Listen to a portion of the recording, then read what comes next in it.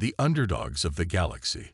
The holographic display flickered in the dimly lit command center of Earth's orbital defense station as Captain Sarah Chen studied the readings before her. The sleek form of her ship, the ENS Ingenuity, hung in space below, its obsidian hull absorbing starlight like a shadow against the Earth's blue marble backdrop. At just 280 meters long, it was considered laughably small by galactic standards, a fact the Confederation representatives never tired of pointing out. "Captain, the Carixian delegation is hailing us again," Lieutenant Marcus Rodriguez reported from his communications station. "They're demanding to know why we haven't cleared the shipping lane for their dreadnought." Sarah straightened her midnight blue uniform and squared her shoulders. "Put them through, main screen." Ambassador Exarthos of the Carixian Empire materialized before them, his crystalline carapace gleaming with barely contained disdain. "Captain Chen, your presence in this sector is becoming tiresome. The Gilbraxis Earth trade route is under Carixian protection. Your vessel is blocking legitimate commerce." Sarah kept her expression neutral, though her dark eyes sparkled with carefully contained amusement. "Ambassador, as we've discussed, Earth is now a full member of the Galactic Confederation. We have every right to patrol our own trade routes." "Member." Exarthos's translator barely contained his derisive laugh. "Your inclusion was a clerical error, nothing more. What protection could you possibly offer with that toy ship of yours? The Carixian Empire has safeguarded these lanes for 10,000 years with proper warships. Our smallest patrol vessel is 3 times the size of your supposed flagship." Sarah's finger traced the edge of her console, brushing against the quantum fold drive's status indicator. Green across the board, just as it had been for the past 6 months of secret trials. "Size isn't everything, Ambassador. Perhaps you'd care for a demonstration." "Is that a threat, Captain?" Exarthos's crystalline features shifted to a deeper shade of purple. "Your entire species has been space-capable for barely 2 centuries. You know nothing of real warfare." "Not a threat," Sarah replied smoothly. "An invitation. The Confederation's annual defense review is in 3 weeks. The Ingenuity and her sister ships would be happy to participate in the combat exercises." The ambassador's laugh filled the command center. "You cannot be serious. Your 3 patrol boats against a Carixian battle group. It would be over in seconds. Then you have nothing to lose by accepting." Sarah allowed herself a small smile. "Unless, of course, you're worried about something." The challenge hung in the space between them. Sarah could practically see the thoughts racing through the ambassador's mind. Refuse, and appear weak before the Confederation. Accept, and gain an opportunity to humiliate the upstart humans once and for all. "Very well," Exarthos finally declared. "The Carixian Empire accepts your challenge. We will show the Confederation exactly why we have maintained our position as premier protectors of the trade routes. Prepare your funeral rites, Captain Chen. They will be needed." The transmission cut off, and Sarah let out a long breath. Lieutenant Rodriguez turned to her with concern evident on his face. "Captain, are you sure about this? The Carixians will bring their newest dreadnoughts. They'll expect a show." "Oh, they'll get one." Sarah's fingers danced across her console, bringing up the classified specifications of the Ingenuity's quantum fold drive. "Send word to the ENS Innovation and ENS Inspiration. Tell Captains Patel and Williams to begin final preparations. It's time to show the galaxy why humanity has survived everything Earth could throw at us." Over the next 2 weeks, the Confederation's news networks buzzed with speculation. Betting pools opened across 17 sectors, with odds running thousands to 1 against the human ships. The Carixians made a show of moving their newest battle group into position, 12 massive warships, each bristling with enough firepower to level a continent. In her quarters aboard the Ingenuity, Sarah reviewed the classified footage from their quantum fold drive tests. The technology had been humanity's closest guarded secret, developed not from a desire for bigger guns or stronger shields, but from a simple question: why fight the laws of physics when you could work with them instead? A soft chime announced an incoming transmission from Admiral Zhang at Earth Defense Command. "The Council has approved the demonstration parameters, Captain," he reported, his weathered face serious. "But they're concerned. The Carixians have never taken defeat well, and they've been the dominant force in this sector for millennia." "They've never faced humanity before, sir," Sarah replied. "We've had to think differently just to survive our own world. Every natural disaster, every war, every challenge has taught us to innovate or die. The Carixians believe size equals power. They're about to learn otherwise." The Admiral nodded slowly. "The fate of Earth's future trade relations rests on this demonstration, Captain. The other races are watching. Make it count." "We will, sir." Chen out. As the transmission ended, Sarah walked to her viewport and gazed out at the stars. Humanity had clawed its way into space despite all odds, surviving on a death world that would have killed most species in the Confederation. They'd learned to build ships that were precise instead of massive, efficient instead of overwhelming. The quantum fold drive was just the latest example of human ingenuity, using the fabric of space itself as both weapon and shield. "Status report," she called out as she entered the bridge for the evening shift. "All systems nominal, Captain," Rodriguez reported. "Quantum fold drive is stable, and our sister ships report ready for final coordination drills. The Carixian battle group is continuing their victory parade through the nearby sectors." Sarah settled into her command chair, a smile playing at the corners of her mouth. Let them parade. Let them boast. In 1 week, the galaxy would learn an important lesson about underestimating humanity. "Send to all Earth ships," she ordered. "Begin Operation David Phase 1. Let's give our Goliath something to think about." The Ingenuity's engines hummed to life, its small form belying the revolutionary technology hidden within. In 7 days, size wouldn't matter anymore. In 7 days, humanity would rewrite the rules of space warfare. And Sarah Chen would be there to watch the Carixians' faces when they realized just how badly they'd underestimated the species they'd dismissed as primitive upstarts. After all, humanity hadn't survived on Earth by being predictable. They'd survived by being innovative. The game was about to change, and only humanity knew the new rules. The art of deception. 3 days before the demonstration, the Carixian Empire made their dominance known in the most ostentatious way possible. Their flagship, the Crystal Throne, dropped out of hyperspace directly in front of Earth's orbital defense perimeter, its 20-kilometer length casting a shadow over the planet's night side. Hundreds of observation vessels from various Confederation species had already gathered to witness what they assumed would be humanity's humiliation. In her ready room aboard the Ingenuity, Captain Sarah Chen watched the tactical display with Dr. Maya Patel, the Quantum Fold Drive's lead scientist. The hologram showed the massive Carixian vessel surrounded by its escort fleet, their energy signatures blazing like small suns. "They're burning more power at idle than our entire planetary grid generates in a day," Maya noted, adjusting her wire-rimmed glasses.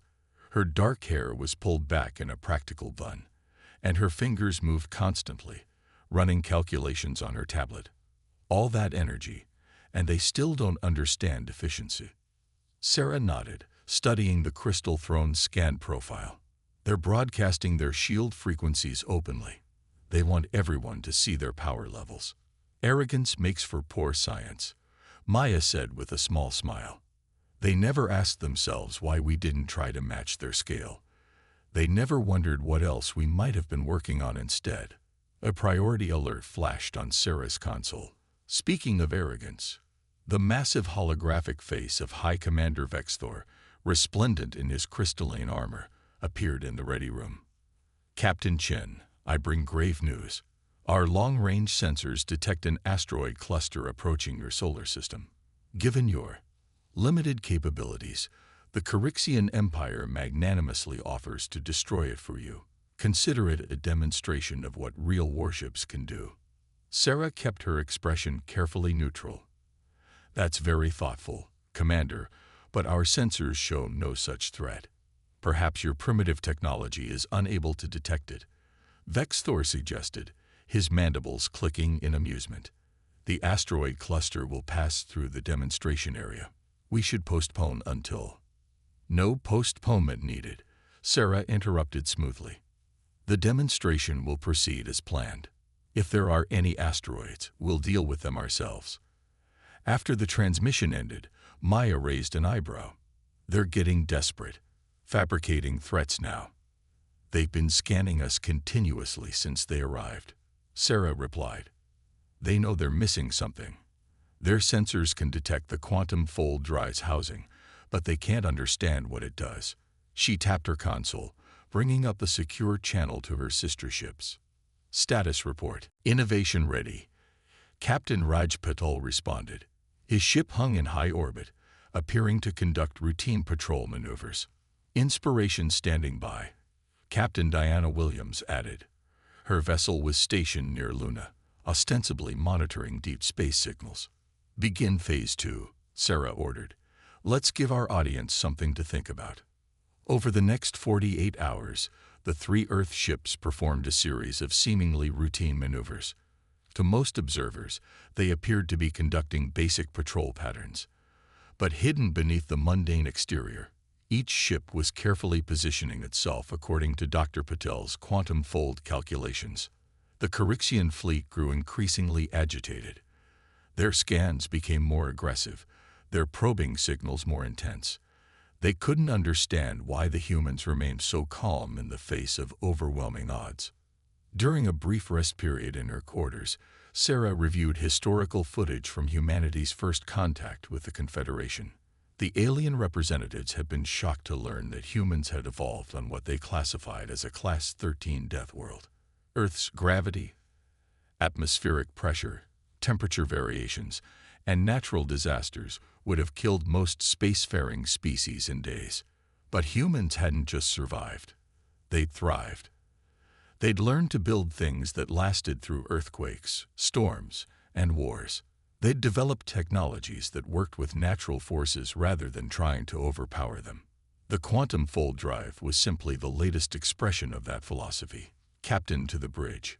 Rodriguez's voice came through the intercom. We're detecting unusual energy signatures from the Carixian fleet. Sarah arrived on the bridge to find her crew monitoring a sudden flurry of activity. The Crystal Throne was powering up its main weapons array, energy readings climbing to astronomical levels. They're going to try to provoke us, Sarah realized.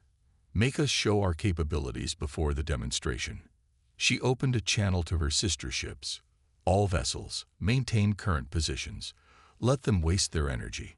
The Carixian flagship's weapon ports began to glow, the energy buildup visible even to the naked eye. Confederation observation vessels quickly backed away to what they considered a safe distance. Incoming transmission from the Crystal Throne, Rodriguez reported.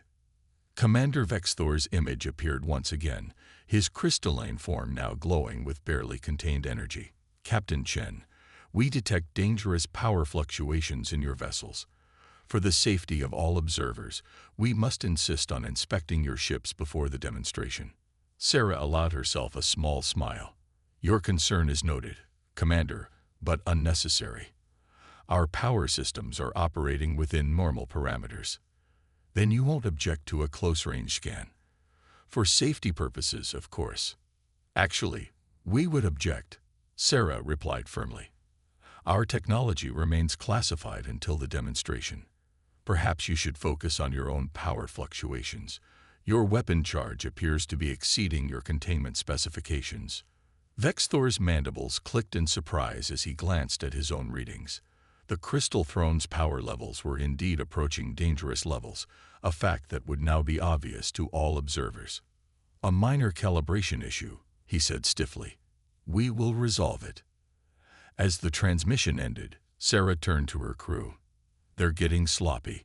Fear does that. Makes you overreach, make mistakes. She studied the tactical display, where the quantum fold calculations continued their silent countdown. We've spent centuries learning to do more with less, to turn our weakness into strength. Tomorrow, we show them why. Maya appeared on the bridge, her tablet displaying the final simulation results. The quantum field matrices are aligned. All three ships are in position. Tomorrow's demonstration will rewrite their understanding of space warfare. Sarah nodded, watching the massive Carixian ships looming in the distance. They built their empire on overwhelming force, trying to bend space to their will. Tomorrow, they learn why humanity chose a different path. As the Earth rotated beneath them, the three small human ships maintained their positions, waiting. To the watching galaxy, they appeared hopelessly outmatched. But appearances, as humanity had learned long ago, could be deceiving. The art of deception wasn't just about hiding your strength. It was about making your opponent reveal their weaknesses, and the Carixians had just shown theirs to the entire Confederation. Would you like me to continue with Part 3? The story is building toward the demonstration while revealing more about humanity's approach to technology and survival. The challenge. The morning of the demonstration arrived with an unprecedented gathering in Earth's solar system. Observation vessels from 32 Confederation species crowded the designated safe zones, their sensors primed to record what most assumed would be a brief and brutal display of Carixian superiority. Sarah Chen stood on the Ingenuity's bridge, watching the final preparations through the main viewport. The Crystal Throne and its escort fleet had arranged themselves in their traditional combat formation, a threefold crescent pattern that had dominated galactic warfare for millennia. Against their gleaming backdrop of crystalline armor and massive weapon arrays, the three Earth ships looked almost insignificant. "Final systems check," she ordered, her voice steady despite the weight of the moment. "Quantum fold drive at optimal configuration," Maya reported from her station. "Field harmonics are perfect across all three ships. They have no idea what they're about to witness." Lieutenant Rodriguez looked up from his communications panel. "Captain, we're receiving a priority transmission from the Confederation Council observation vessel." The holographic form of Council observer Nalthak materialized on the bridge. The ancient archivists were one of the few Confederation species that had maintained neutrality in the growing tension between Earth and the Carixian Empire. "Captain Chen." Nalthak's multifaceted eyes studied her with scientific curiosity. "The Council requires confirmation of the demonstration parameters. You understand that by Confederation law, the outcome of today's exercise will be binding. The right to patrol and protect trade routes will be awarded based on demonstrated capability." "We understand, Observer," Sarah replied. "The parameters are simple. Our three ships against the Carixian battle group. Victory is achieved by combat incapacitation or surrender, and you decline the Council's offer of additional vessels. 3 ships will be sufficient." Nalthak's crystalline form shifted colors slightly, a sign of intense interest. "Very well. The demonstration will begin in 30 standard units. May wisdom guide your actions." As the transmission ended, Sarah opened a channel to her sister ships. The faces of Captains Patel and Williams appeared before her, both showing the calm focus that had made them ideal choices for humanity's first quantum fold ships. "All our lives, they called Earth a death world," Sarah said quietly. "They never understood that surviving on a death world means learning to think differently. Every catastrophe, every challenge made us adapt. We didn't build bigger ships because we couldn't afford to waste resources. We didn't create more powerful weapons because we learned that precision matters more than power. The quantum fold drive isn't just a new technology," Maya added. "It's the culmination of humanity's approach to survival. Why fight against space-time when you can work with it?" 10 minutes to demonstration start," Rodriguez announced. Sarah straightened her uniform. "Humanity didn't climb out of Earth's gravity well by being stronger than nature. We did it by being smarter. Remember your positions. Remember the plan. And remember, they expect us to fight like them." "That's their first mistake," Captain Williams said with a slight smile. "And their last," Captain Patel added. The next few minutes passed in focused silence as final adjustments were made. The quantum fold drives on all 3 ships hummed in perfect harmony, creating a subspace resonance that the Carixian sensors registered but couldn't interpret. Incoming transmission from the Crystal Throne. Rodriguez reported. Commander Vexthor's massive form appeared once again, his crystalline armor now glowing with combat energy. Captain Chen, a final chance to withdraw with honor. Surrender now, acknowledge Carixian dominance of the trade routes, and your ships will be allowed to retreat intact. Sarah met his gaze calmly. An interesting offer, Commander. We have a similar one for you.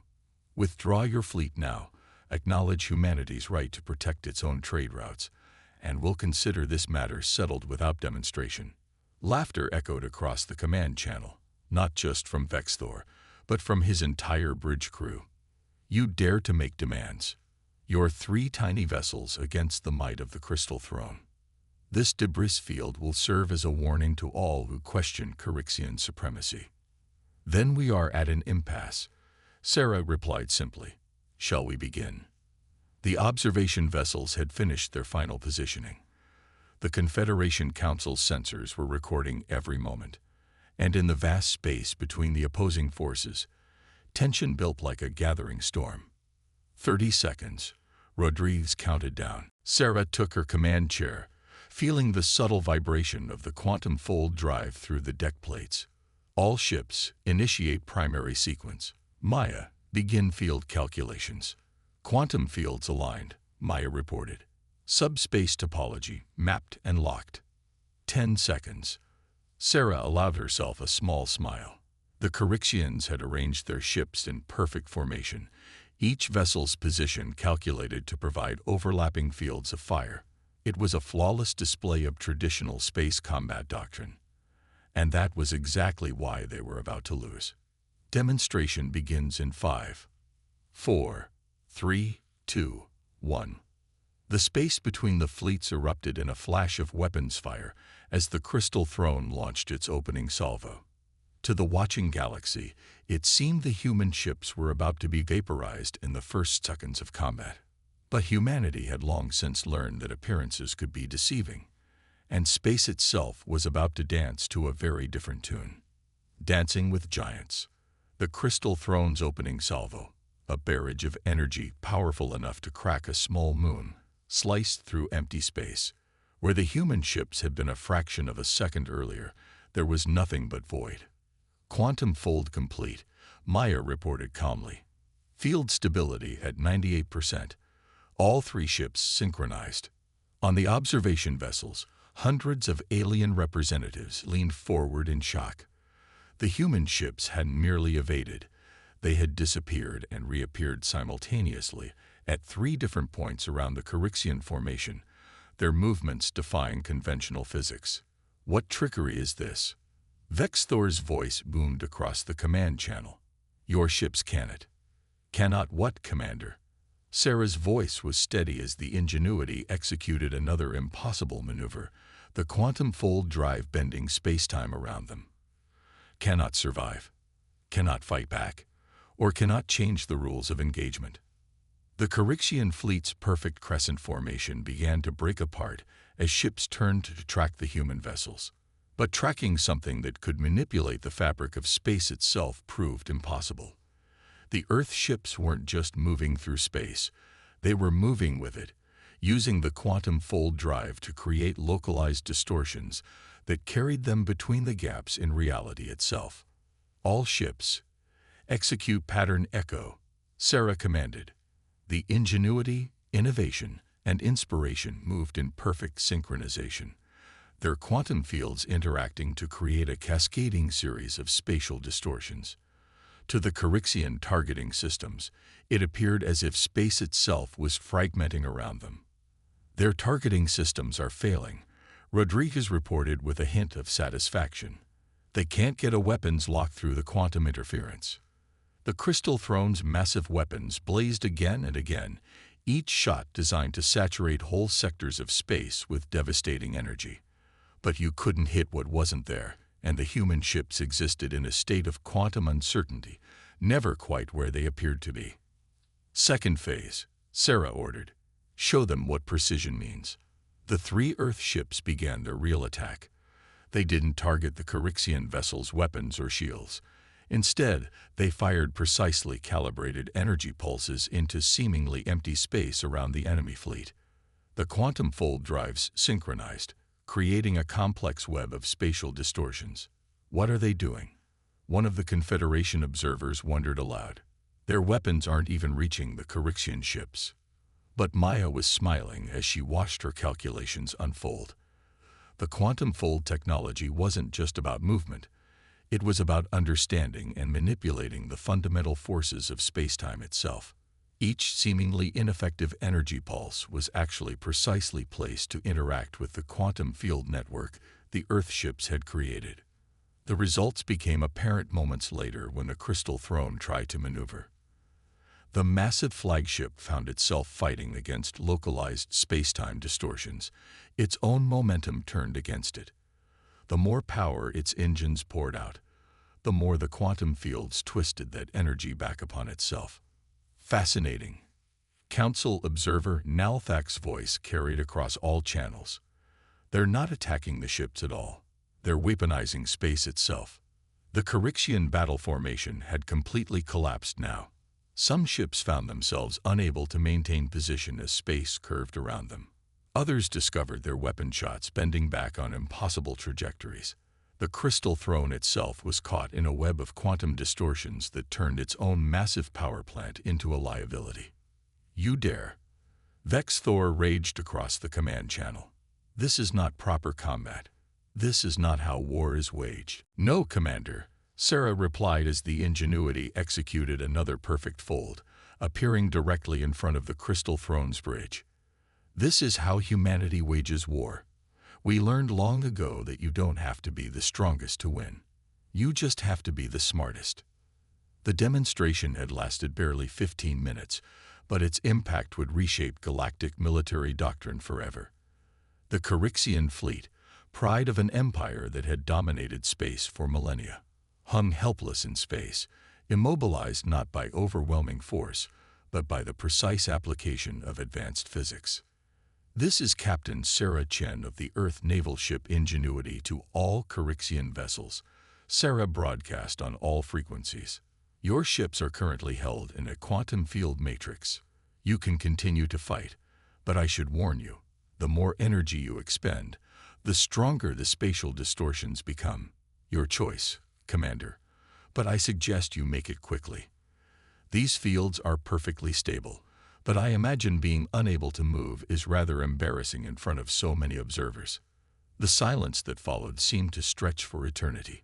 On dozens of observation ships, representatives of ancient spacefaring races watched in stunned silence as they realized the implications. Humanity hadn't just won a battle, they had revolutionized warfare itself. Finally, Vex Thor's voice came across the channel, heavy with the weight of inevitability. The Carixian Empire withdraws its objection to Earth's trade route claims.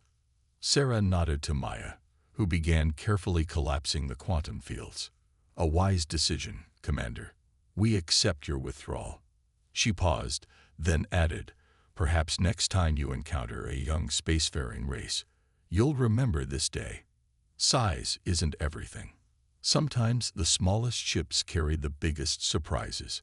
As the quantum fields dissipated and the Carixian ships regained their mobility, Sarah opened a private channel to Maya.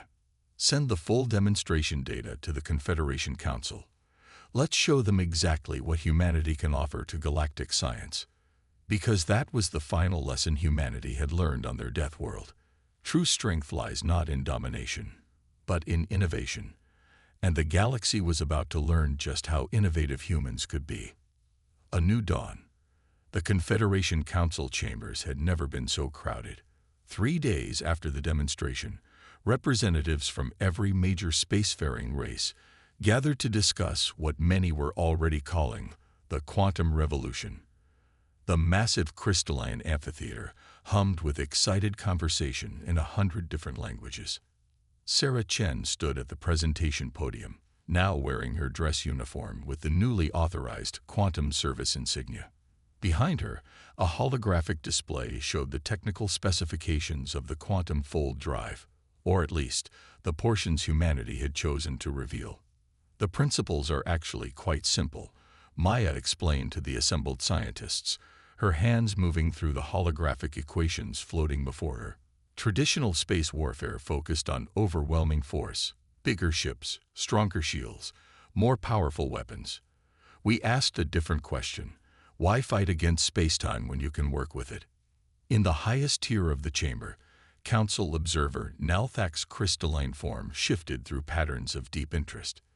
You developed this technology not from a desire for military superiority, but as a solution to resource limitations. Necessity breeds innovation, Sarah replied. Earth's gravity made traditional shipbuilding inefficient. We couldn't afford to waste resources on massive vessels, so we had to think differently. She gestured to a new hologram showing Earth's violent geological history. Our entire civilization evolved on what you call a death world. We learned early that fighting against nature is futile. Success comes from understanding and adapting. The Carixian representatives, now seated in a much less prominent position than usual, watched in stony silence. Their empire's military doctrine, unchanged for 10,000 years, had been rendered obsolete in a single demonstration. The quantum fold drive is only the beginning, Maya continued. We're already developing civilian applications. Imagine cargo ships that can navigate space-time distortions instead of avoiding them. Emergency vessels that can reach disaster sites through quantum corridors. Deep space exploration vessels that work with cosmic phenomena rather than shielding against them. A representative from the Mechanist Collective raised a multi-jointed appendage. But surely such technology requires enormous power. Actually, no, Maya interrupted with a smile. That's another misconception. The quantum fold drive uses less energy than conventional engines. It's not about forcing your way through space-time. It's about understanding the natural flows and patterns, then working with them. In the diplomatic section, Ambassador Exarthos of the Carixian Empire rose slowly. The chamber fell silent, waiting for the response from humanity's former antagonist. The Carixian Empire, he began formally, has existed for 20,000 years. We have conquered stars, subjugated worlds, and dominated trade routes through the simple principle that bigger is better, that overwhelming force is the key to victory. He paused, his crystalline carapace reflecting the chamber's lights. We were wrong. Murmurs rippled through the assembly. For a Carixian to admit error was unprecedented. Humanity has taught us a harsh but valuable lesson, Exarthos continued. The galaxy is changing. Those who cling to old doctrines will be left behind.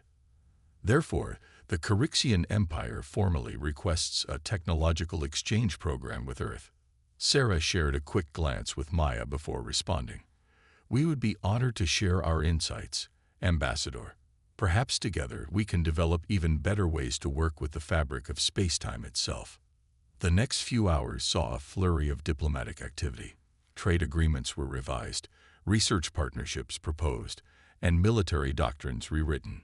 Humanity, the youngest spacefaring race in the Confederation, had become the center of a scientific and technological revolution. Later, in a quiet moment aboard the Ingenuity, Sarah stood at her viewport watching Earth rotate below.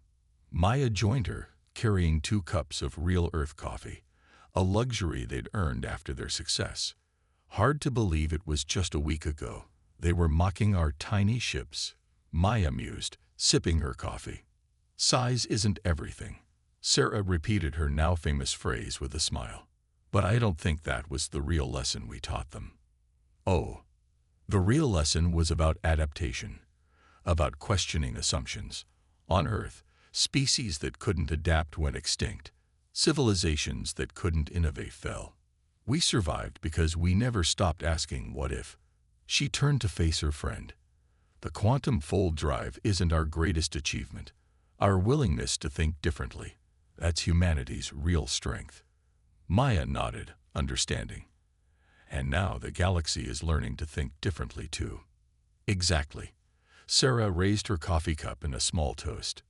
To the future. And to all the new questions waiting to be asked. As if in response, the quantum fold drive hummed softly through the deck plates, It's revolutionary technology, now just the first step on humanity's new path among the stars. They had proven themselves not through force or size or power, but through the uniquely human traits of innovation, adaptation, and the courage to question everything. The galaxy would never be the same, and humanity was just getting started. End.